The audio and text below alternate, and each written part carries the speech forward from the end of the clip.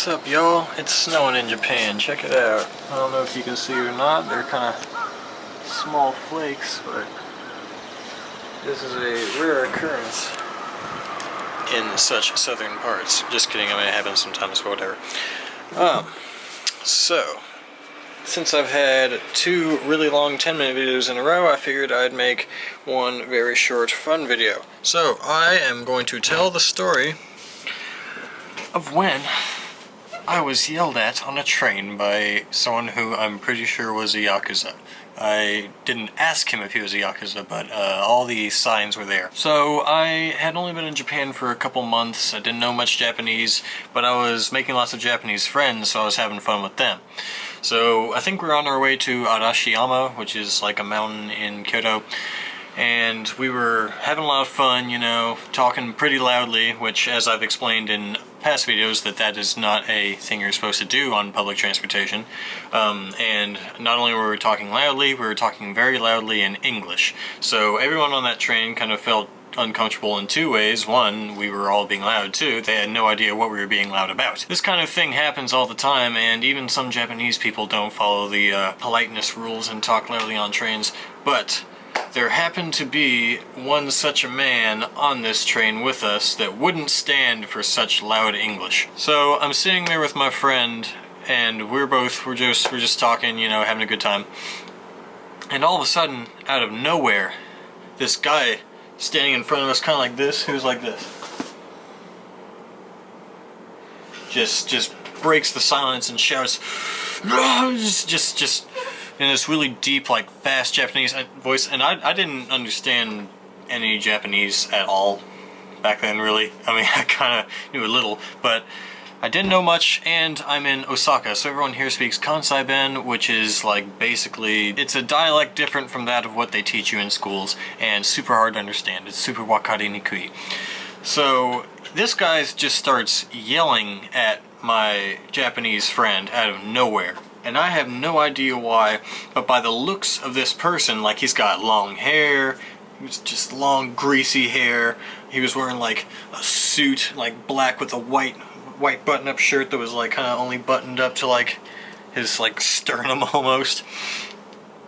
And he wasn't necessarily like strong, he didn't look like fit, but he had a little pudge, but it did look like he could inflict damage upon me or my friend. So he starts yelling, and then my Japanese friend is just kind of just looking up at him like.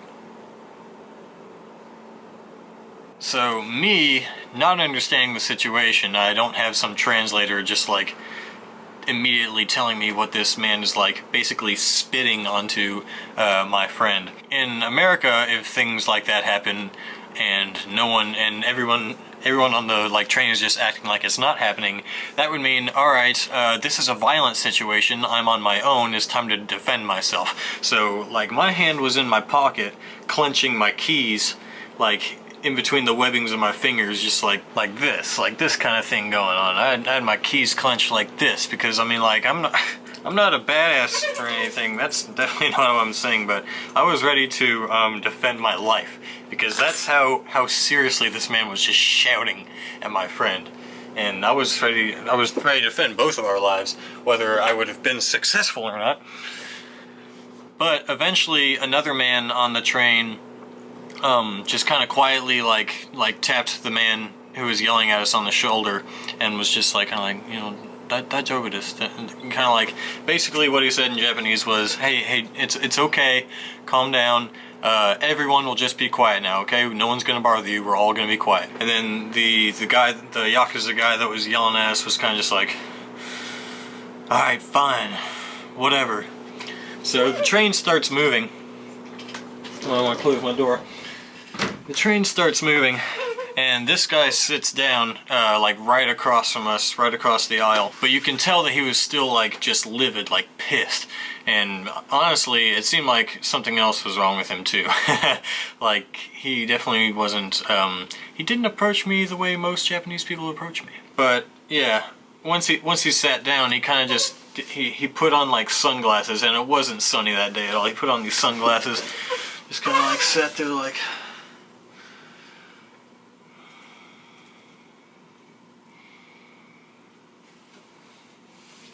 you know, just kind of like actively trying to show that he was like not pleased with the events that had just occurred. And he had this like huge, the weirdest part about it was he had a massive Coach bag, like really expensive looking like man purse, but it was huge, and it was like plain bright white, like it was Paris Hilton's gym bag. And he started fishing around in it kind of angrily while he had his glasses on like this, just fishing around kind of. And you could, even though he had his glasses on, like you could tell he like didn't even have his eyes open. Like he was kind of, he was probably on some kakusei, and which means like I don't know, illegal drug like stimulants or something. He was not in his right mind in any means. Just you could tell by his manner. But like I was still kind of a little uneasy about like what he might have been fishing around for in his bag, because like this, I'm telling you, the size of this bag could have held an assault rifle if he wanted to. That's not what I thought he had in there, but goddamn. I mean, like, picture yourself in this situation. Picture, like, if something like this happens in your hometown, you know, it's not a comfortable situation by any means in any context, but you're on the opposite side of the world in a culture that you are unfamiliar with. Everyone's yelling at you in a language you do not understand. The level of fear is kind of heightened in that such context. But whatever he was looking for in his bag, he never really found it. He kind of, I guess he gave up, and he continued to sit poutily like this, just like mumbling incomprehensible Japanese to himself, just like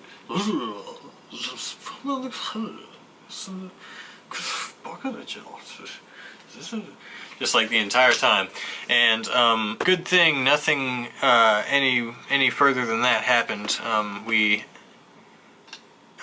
dismounted the bus and went to our sightseeing location, had a good time, and I later asked my friend what that person was shouting, and basically he was really angry that we were talking so loud in English.